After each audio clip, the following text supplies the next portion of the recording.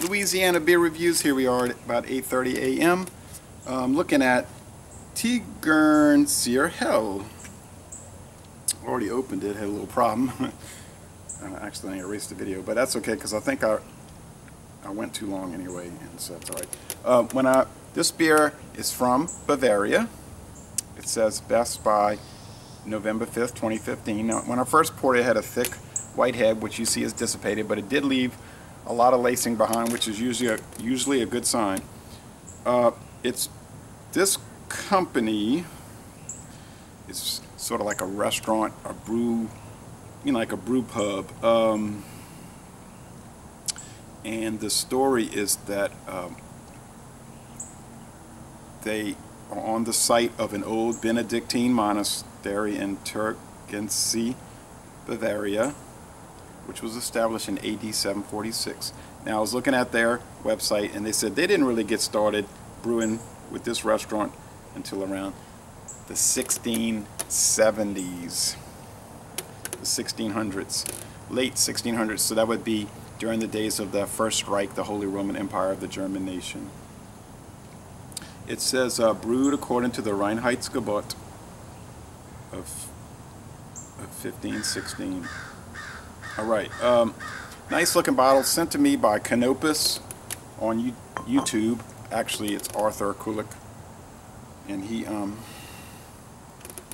sent this and 13 other beers. 11 made it, 3 were destroyed when I guess DHL decided to sling the box and bust open 3 bottles.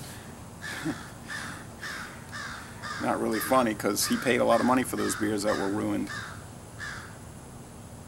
You know, I was thinking about this beer. I mean, it's clear, it's yellow straw, it's full of sediment. I mean, it's just so full of sediment. 4.8% alcohol, gets a very good score in Beer Advocate.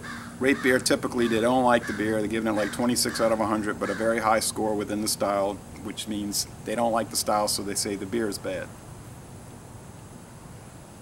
But I was thinking about this beer. It's so mild, it's sweet, white bread, a little bit of sourdough from the yeast. The flavor, though, really made me think of something.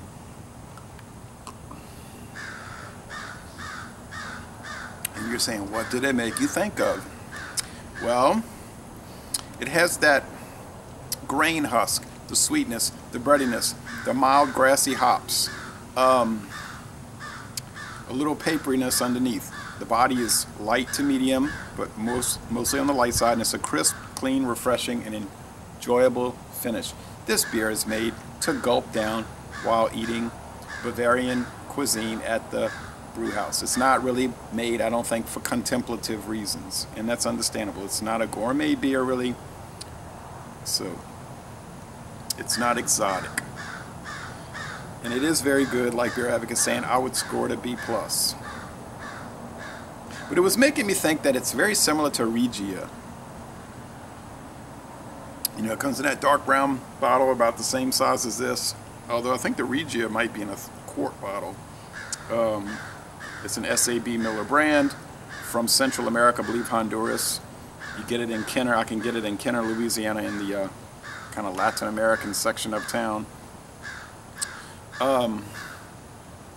So very similar to Regia, possibly the Centennial, and I can't remember the original name of those Costa Rican beers, I believe, or Nicaraguan. So it's got that Central American flair to it. No shock, because almost all of those Central American beer brands were started by German immigrants. Same story with Mexico, the United States, and Canada, in fact, not to mention South Africa.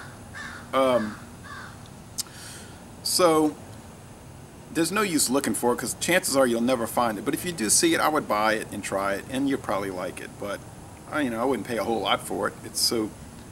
But it is made without the corn syrup or the rice adjunct, so that's a plus. It's more of a pure beer,